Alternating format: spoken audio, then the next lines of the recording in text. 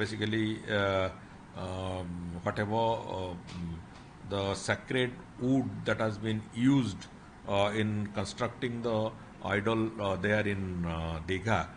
that was a misnomer, like what that was discussed, and that was circulated in different media. The people who were involved, they told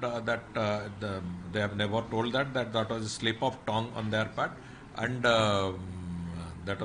was not having any intention. And finally, in the process of investigation, we came to know that the idols were built up by somebody here in Bhubaneswar, who was used this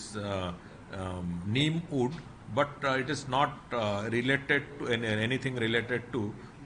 the remaining sacred wood of Lord Jagannath brought from Puri.